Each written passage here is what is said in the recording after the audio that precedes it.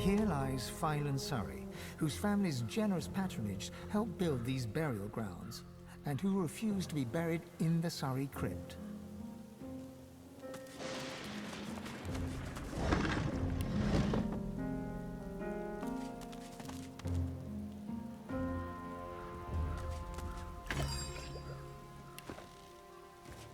Here lies Galen Heavendale, a lost soul, executed in his prime, aged 19.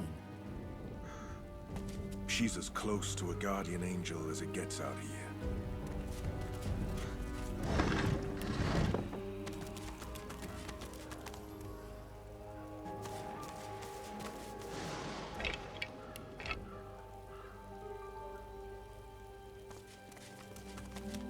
Another statue in the stone garden. Nothing more or less. Here lies an unknown ne'er-do-well. Tried to steal the wrong man's gold. We are glad to give him rest. Here lies an unknown wagoner, run over by his own cart. We are glad to give him rest.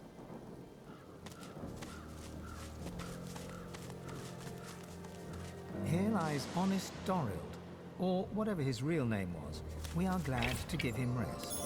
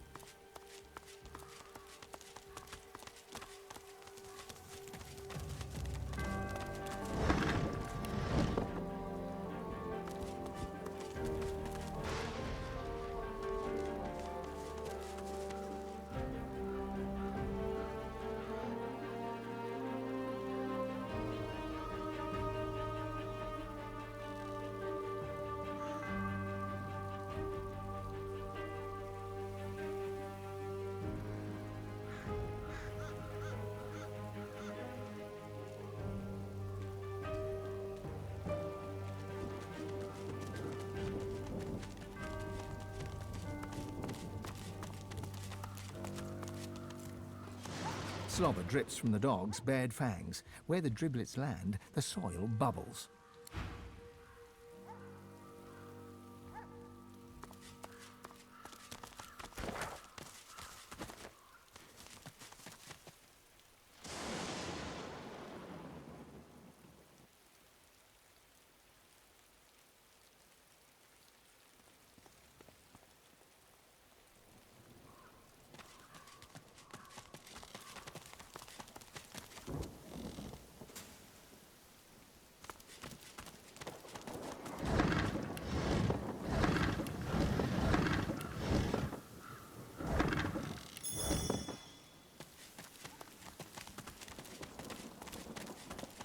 Did you expect a needle?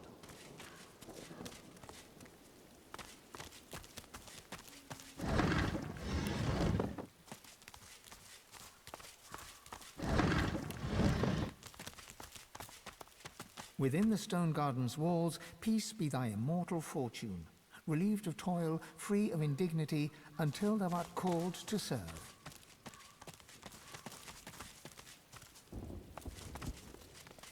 As you reach to push open the heavy door, the coils and whirls of engraved wood dance into a new pattern. The semblance of a face arises, a face that seems to look right through you. A little sorcerer, come to play. You are a sorcerer, are you not? Perhaps even God-woken? Tell me true, now. Silence greets your answer. In the distance, you hear the screech of an eagle. Worryingly closer, you hear some kind of a moan. Time passes. At last, the lips on the door creak open, and the door speaks. Enter. The face melts back into the wood of the door, and the whirls swirl back into a floral pattern. A loud metallic click can be heard from deep within. Who builds a mansion on the edge of a graveyard? The servant emits a menacing growl. The creature barely notices your presence.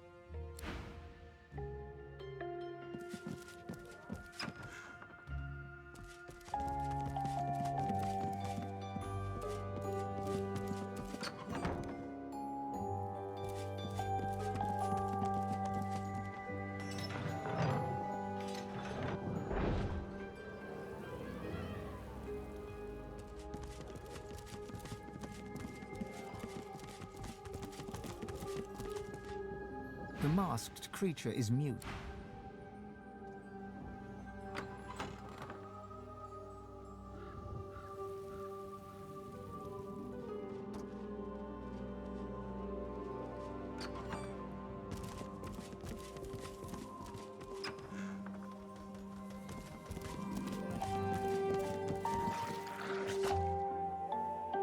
The salamander turns away from you with a hiss and a wheeze. The masked servant does not speak.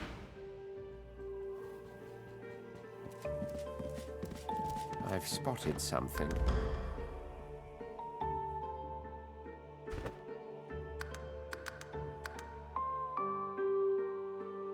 A visitor? Such a rare and exquisite pleasure. The elf tilts his head backwards, but his squinted eyes don't stray from yours. Call me Riker. Please, do avail yourself of my creature comforts. You've surely come a long way. It's not an ordinary location, I admit, but I prefer to be extraordinary. There is no pleasure in mediocrity. Don't you agree, Godwoken? Don't be so naive. My doors only open on the occasion of truth. What you admit to them, you admit to me.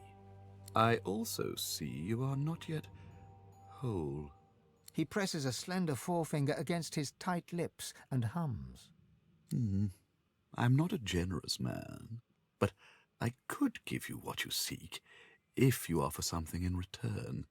A completely fair exchange between sorcerers. You must go to the Black Pits.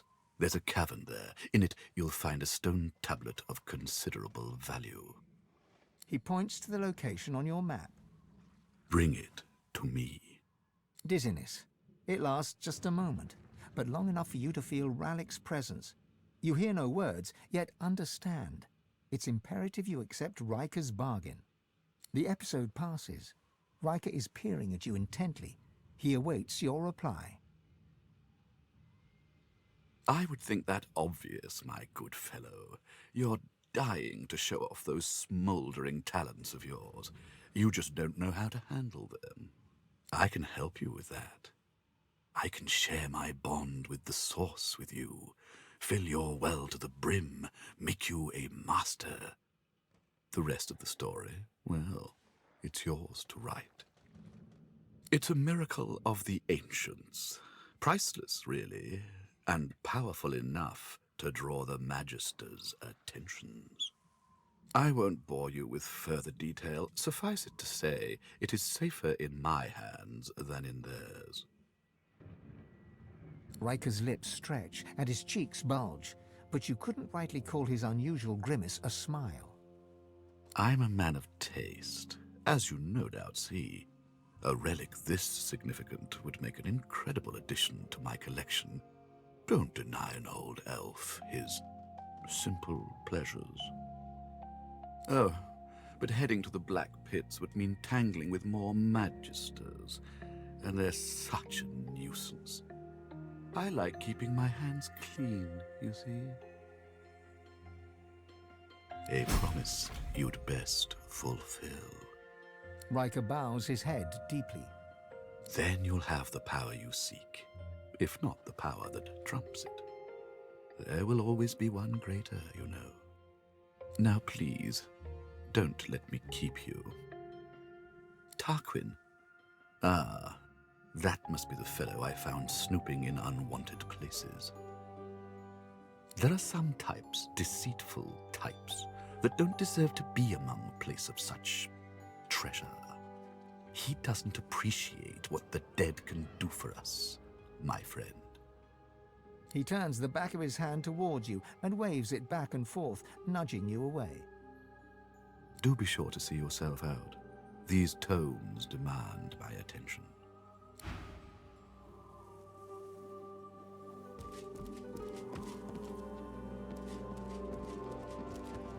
Death prowls above. Ascend only if you seek it.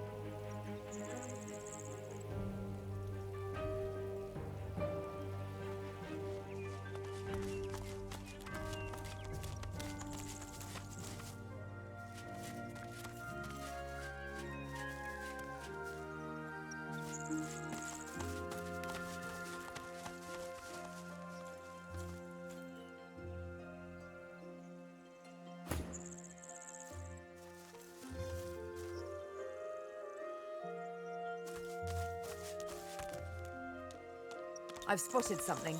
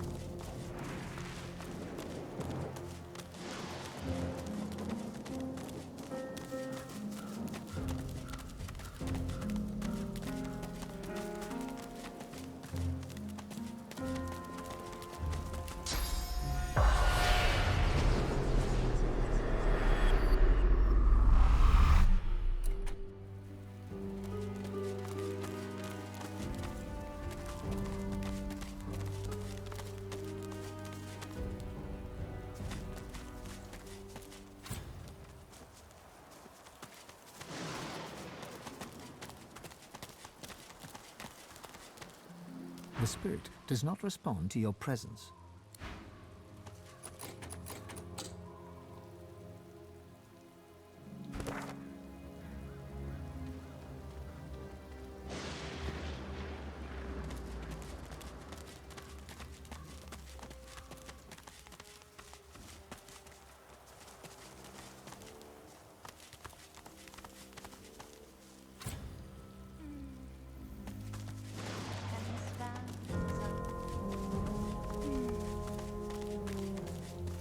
A sinner I, and who is not?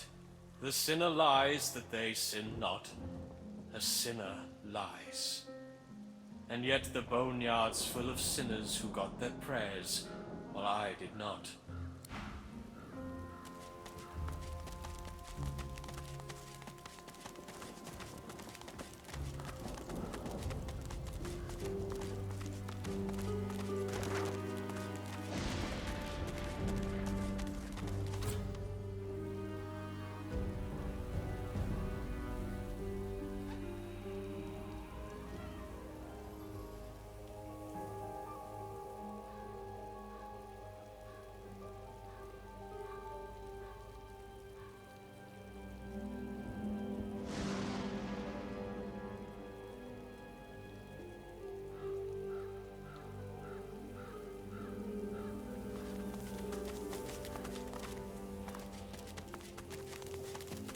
The statue gestures toward your eyes closed.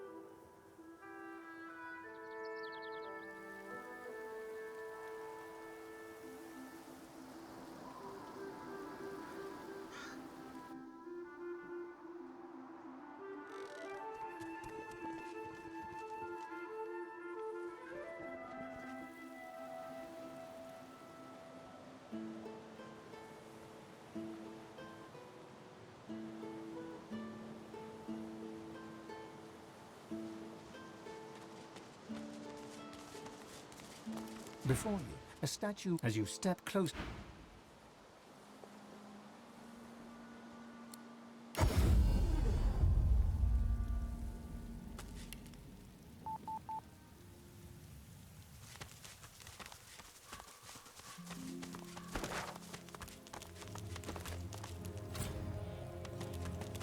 You! Help! I'm down here! A mind of this magnitude shouldn't be cursed to live like this. Can you dig me up? Well, I used to be... Wait, who did I used to be? I can say with confidence who I am now, at least. A thinker, the likes of which you've never known and never will. Don't worry, there's nothing funny about me.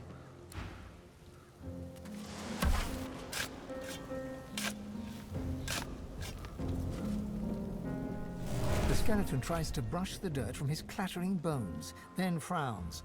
The moistest bits are still stuck in his cracks and crevices. Thanks. You're probably looking for a reward, but I haven't got much. Except, you know, the wisdom of the ages. He pokes a finger against his ossified head. I'm a bit of a philosopher, you see. Not much else to be, what with all that thinking time.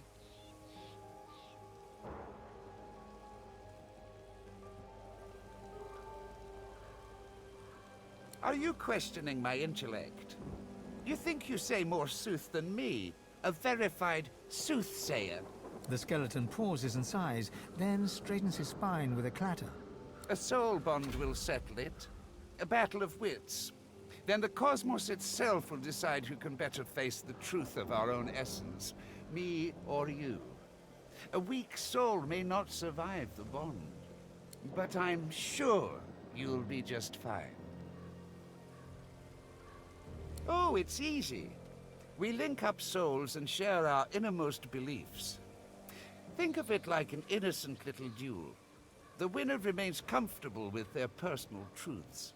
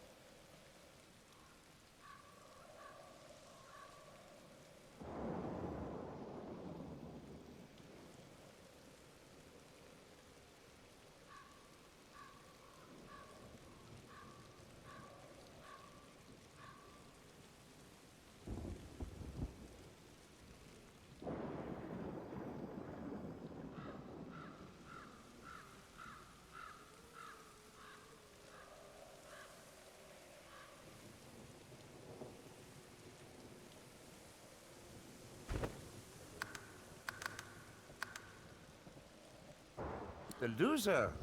Well... battle is dangerous, is it not? I find it to be true anyway, even when you're battling your own mortality. The angst can prove terminal to the weak-willed.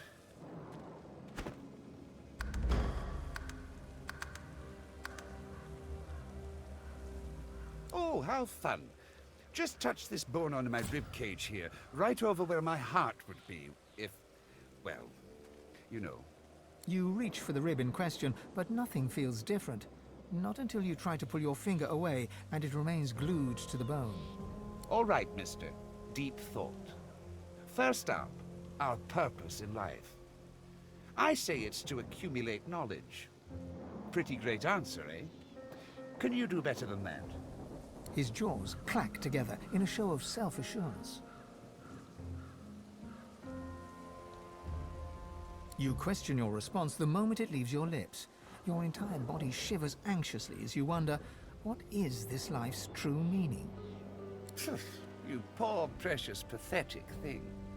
That's what happens when you gaze into an unseasoned soul. Let's see if you can do better this time. Tell me, Sammy Smarty Pants, is there such a thing as free will? I say no. The gods guide our every move. I dare you to outsmart me now. You are immobilized by fear. Fear of the unknown, fear of nothing, fear of everything. It aches, as if the weight of the world presses against your skull. Aw, you're as weak as a kitten. There, it'll be okay. I hate to ask another question, but the bond demands it. Sorry and all that. So tell me, is there a difference between right and wrong? Don't hurt yourself now. I know how trying this must be for you. You feel the bond break between your finger and the skeleton. You pull your hand quickly back to your side. Inner doubt rips through your mind, soul, and body. The pressure builds and builds. Such a pity.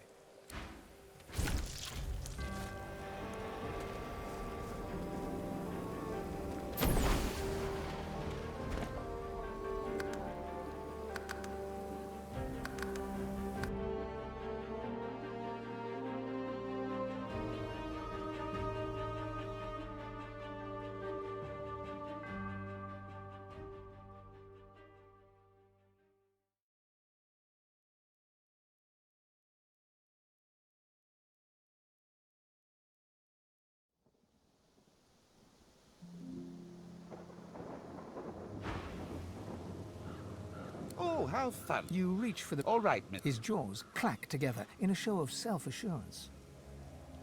You question your response the moment it leaves your lips. Let's see. I say no. The gods guide our every... You are immobilized. Aw, I hate to... Don't hurt yourself now. I know how trying this must be for you. You feel the bond... Inner doubt... Such a pity.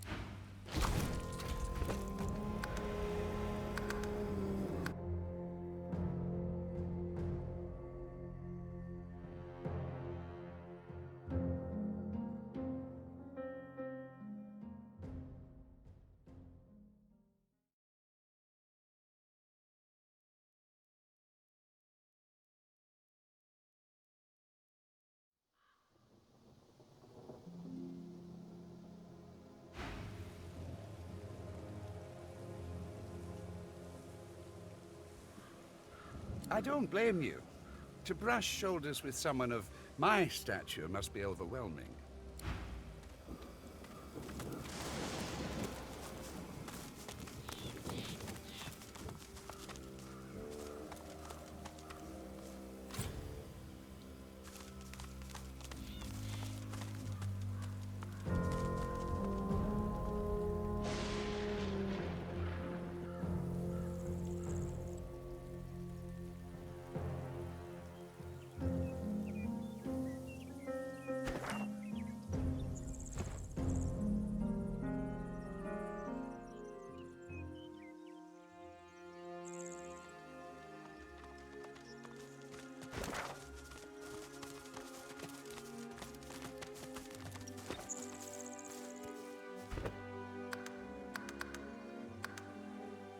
Got to come up with something. A man paces back and forth, puffing anxiously on a pipe. His face is creased with tiredness. The faint coppery hue of dried blood stains his hands. He sees you. If you're looking for healing or the like, then you'd best look elsewhere. My plate is full for now. The man chomps on the bit of his pipe, generating a small cloud of nervous smoke. Finally, he plucks it from his mouth and clears his throat. I came by a new patient, a young woman, very troubled. I'll do what I can for her, but I'll need to concentrate. And that means... He gestures with his pipe for you to leave. This isn't someone with a broken leg who needs to be held still. This is serious and dangerous. I doubt you could help. Oh, fine. You can help. Take this key and go to the cellar. I'll join you there. Just be careful. It's clear she's a powerful sorcerer, but also whatever she was subjected to has warped her, in body and mind. I have her locked up for good reason.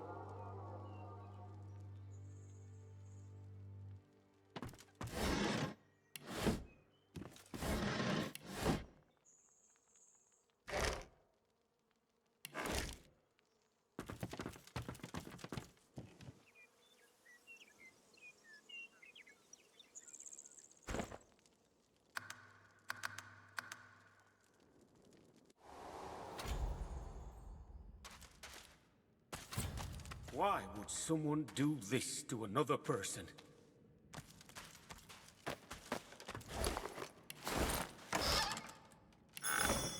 Be ready to flee, if necessary.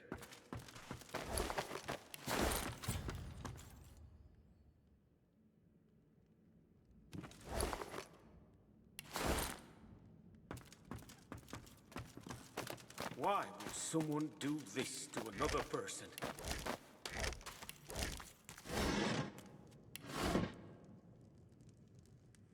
She's badly afflicted, but still powerful. Be careful.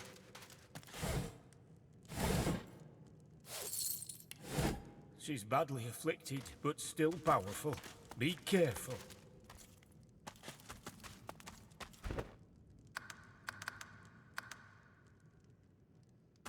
Across the cellar, a shape bearing some resemblance to a woman lurches around to face you.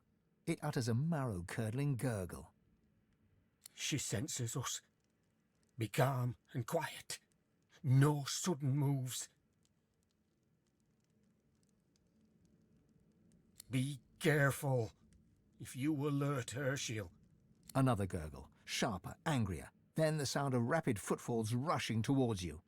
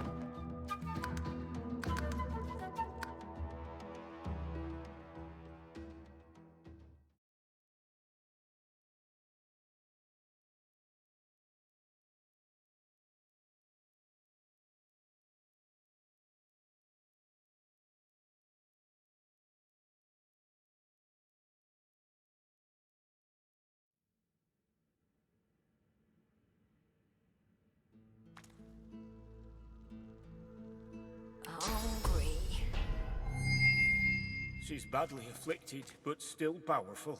Be careful.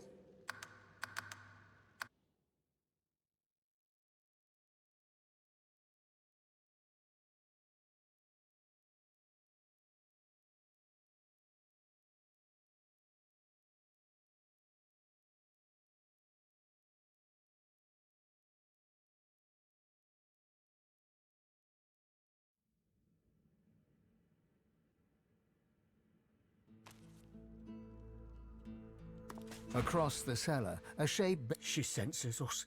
Be... Another gurgle.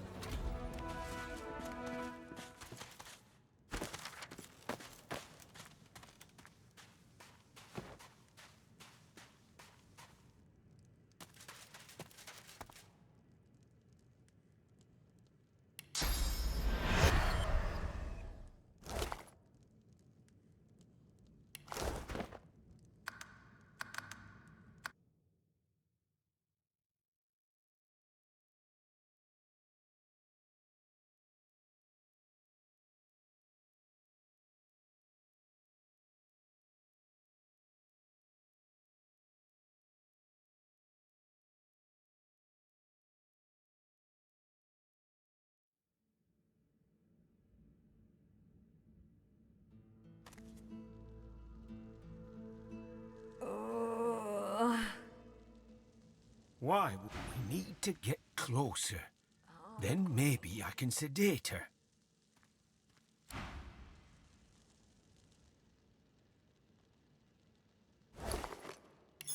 Be ready to flee, if necessary.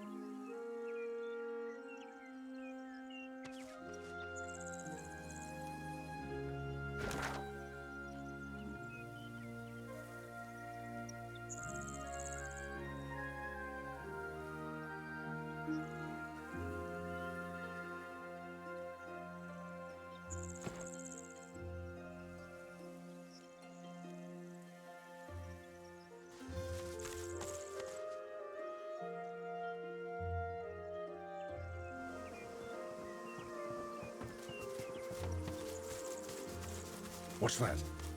Sounds like there's a battle unfolding nearby.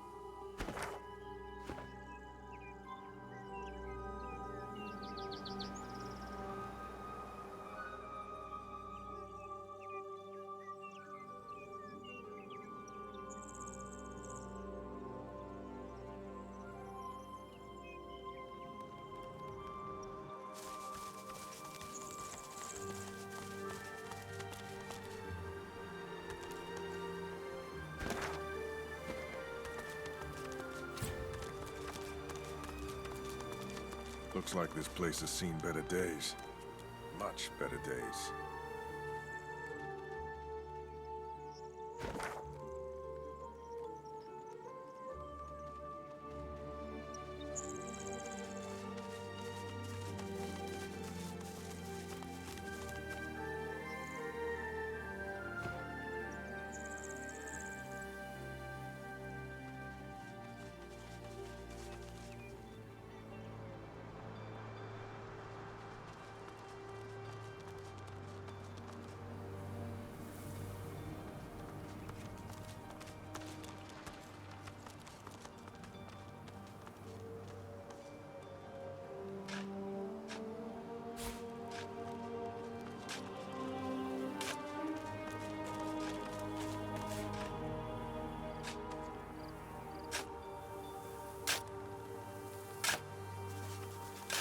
Gareth toils in monotony.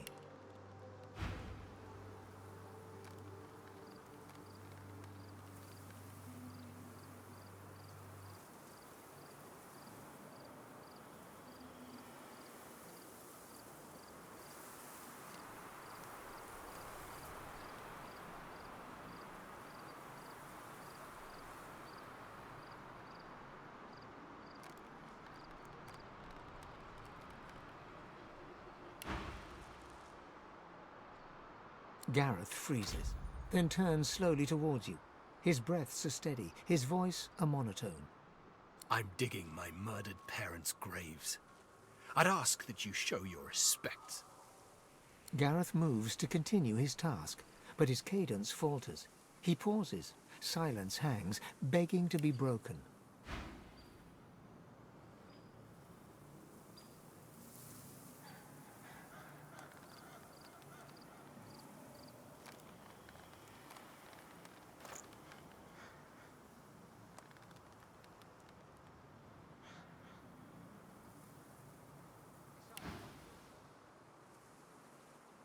No, of course you didn't. Godwoken, I've seen Seeker's blood seeping into the sand. I waded through corpses on the deck of the Lady Vengeance. But when the lifeless eyes looking back at you are your own mother's, I just didn't know. I didn't know what darkness lied beyond pain. Now, well, now I do. Gareth shies away from you. His eyes pass over the half-filled graves, and he takes a shuddering breath. Comfort! Even Lucian has none to spare. I've prayed to him, an endless litany. How many tears do I have to shed? How much must I lose for him to listen? No comfort, only recompense. Against Dallas's cronies, against the abomination that carry out their commands. The monks do the dirty work, and the whites keep their robes clean. Convenient. The monks that did it, they're still in the house, spreading their rancid smell.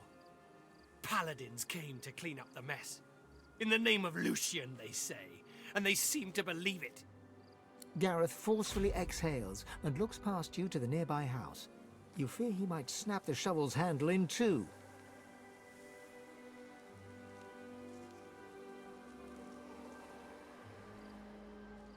If you'd asked me yesterday, I'd have said they were the only ones left in the Divine Order worth their weight in salt. I have honored their devotion to our lost Lucian.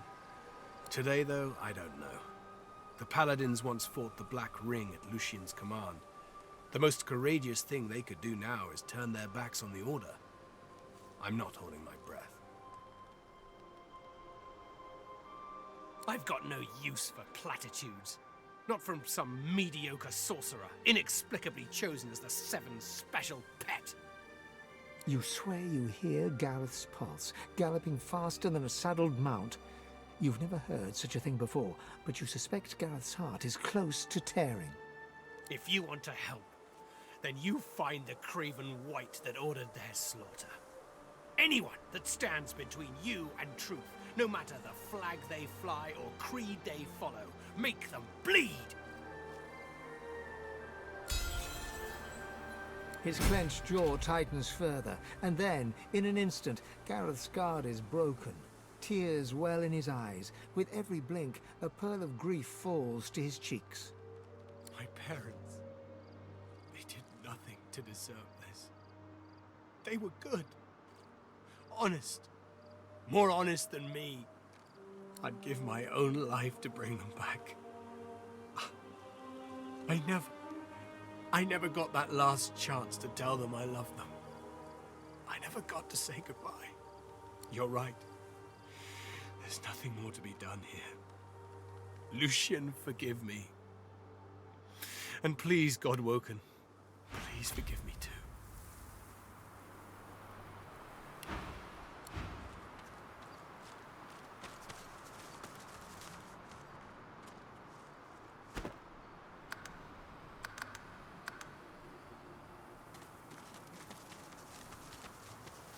That thing isn't Donna. It isn't anyone. It's a monster pure and simple.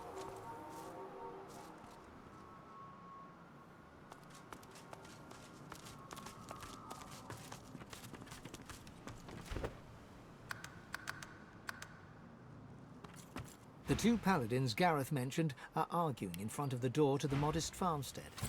As they notice your arrival, they stop talking and look at you quizzically.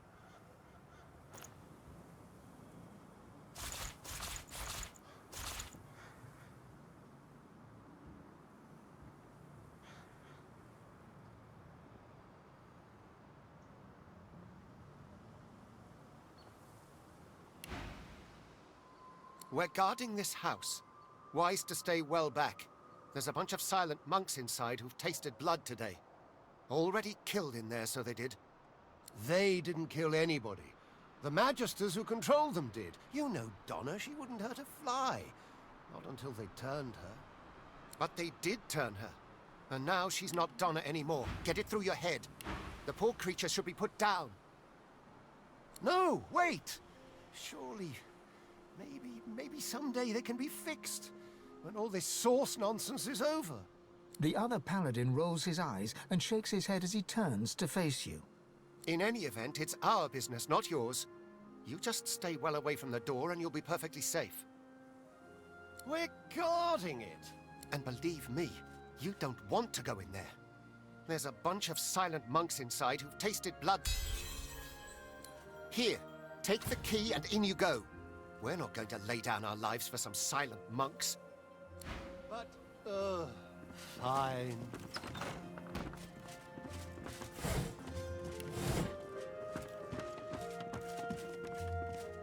The lumpen silent monk stands like a pillar of decaying flesh. So still it seems he is not even breathing. All of a sudden, like a bellows, he exhales a fetid gust right into your face.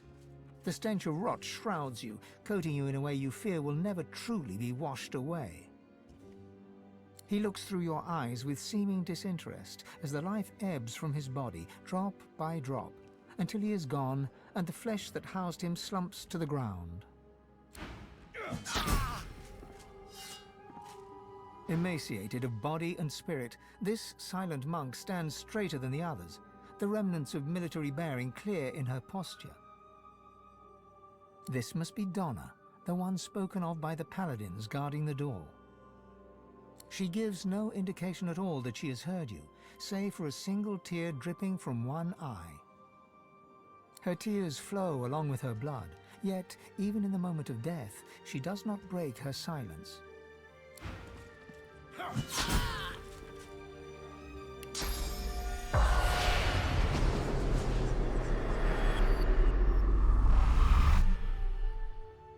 May Gareth always choose the right path. Nothing we didn't see coming. We always knew Gareth was fated for greatness. As a boy, he'd leap through the fields with wooden sword in hand, slaying imaginary demons, protecting us from whatever evil he would dream up. We also knew that good men make enemies. We knew evil would come, and so it did. Not as a demon or as a witch, but as a man Gareth once knew as a friend. Jonathan. He watched eagerly as those shambling husks descended. It seemed like a game to him, like theatre. We would never blame Gareth. The righteous always pay a price. May the Seven will it, he will always be the hero we know him to be.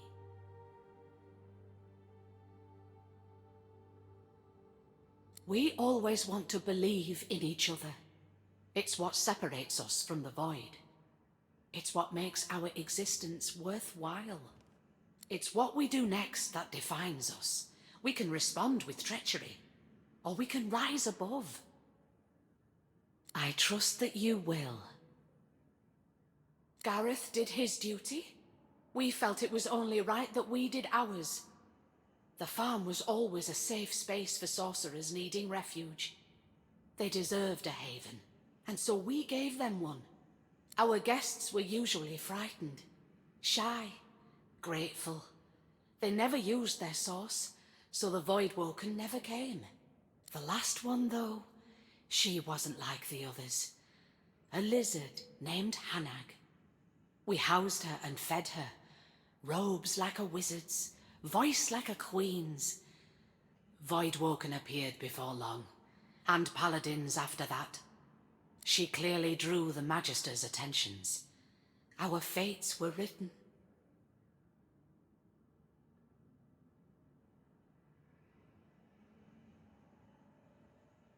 This heartens me. I'm glad to know we've not sacrificed in vain. I'm sad to know we couldn't do more. May Gareth always choose the right path. May Gareth always... This dwarven monk hangs his head, as if looking down at his feet. A wretched gurgling noise issues from him.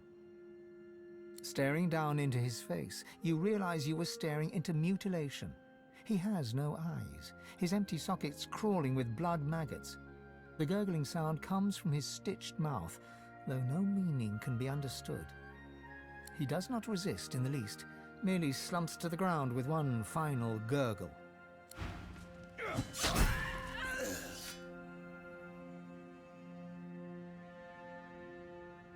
The silent monk looks like she was only recently converted.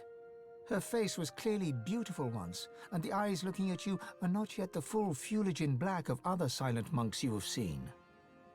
One of her hands trembles. Twitching, it reaches out to you. Her hand is cold and smooth, like that of a porcelain doll. Jerkily, as if unused to movement, she strokes your hand gently and looks into your eyes. Her lips part and her mouth moves. Did she whisper, "Save or slay me"? Or did you only hear what you wanted to hear in the whispers of the wind?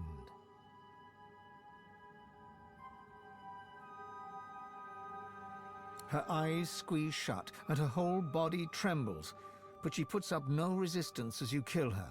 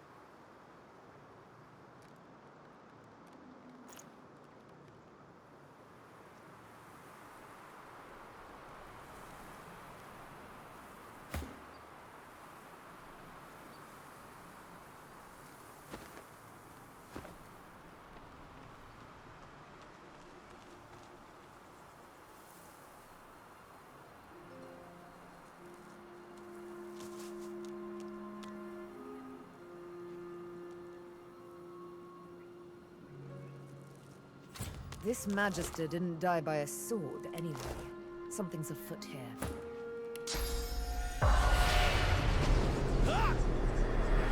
Voidwoken! The sorcerer's conjured Voidwoken! Form up! Don't let them over the bridge! The spectral Magister raises his sword and shield against an unseen Voidwoken foe.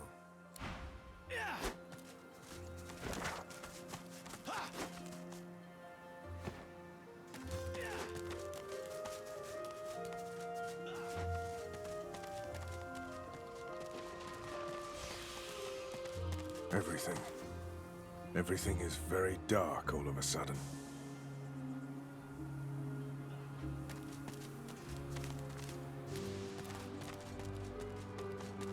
I've spotted something.